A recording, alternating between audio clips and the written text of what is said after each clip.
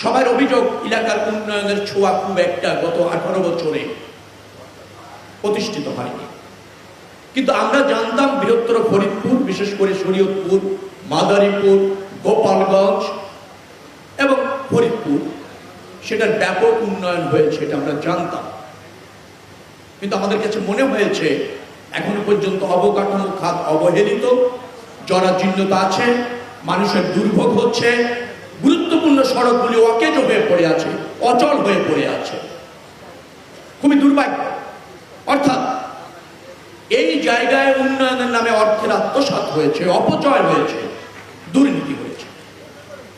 দীর্ঘদিন এই নাউডবা থেকে শুরু করে শরীয়তপুর সদর পর্যন্ত একটা সড়ক নির্মাণ করা যায়নি, আংশিক নির্মিত হয়েছে, বাকি অংশ অবহেলিত অবস্থায় আছে, জনগণ চলাচল করতে পারছে না। আমি জ্ঞাত হলাম, আমি চেষ্টা করছি এবং অদা করছি।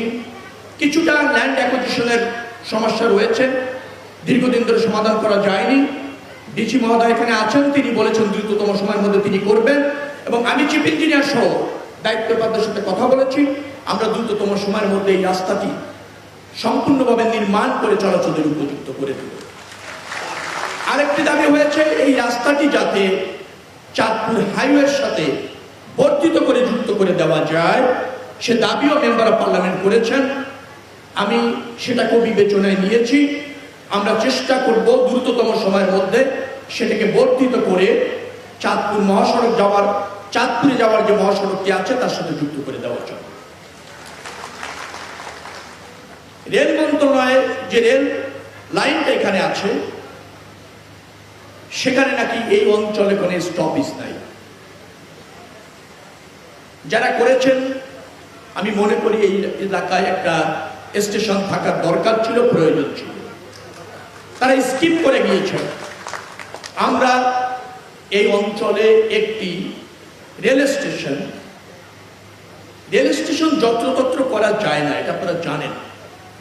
আন্তনগর ট্রেন হলে একরকম, লোকাল ট্রেন হলে একরকম, কিন্তু যেহেতু এটা একটা জেলা, তার কানেক্টিভিটি যেহেতু রেল লাইনের সাথে আছে, বৃহত্তর মানুষের স্বার্থ বিবেচনা করে, যোগাযোগের প্রয়োজনটা বিবেচনা করে আমরা এখানে একটা ট্রেন স্টেশন করবার জন্য যে প্রক্রিয়া অবলম্বন করা দরকার, যে ইনফ্রাস্ট্রাকচার দরকার, সে ব্যাপারে মনোযোগী থাকবো।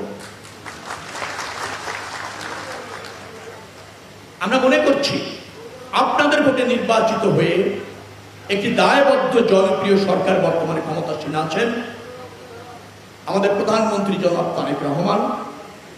বাংলাদেশের জাতীয়তাবাদী দল সবসময় এদেশের মানুষের পাশে থেকেছে এবং এদেশের মানুষের অধিকার প্রতিষ্ঠার জন্য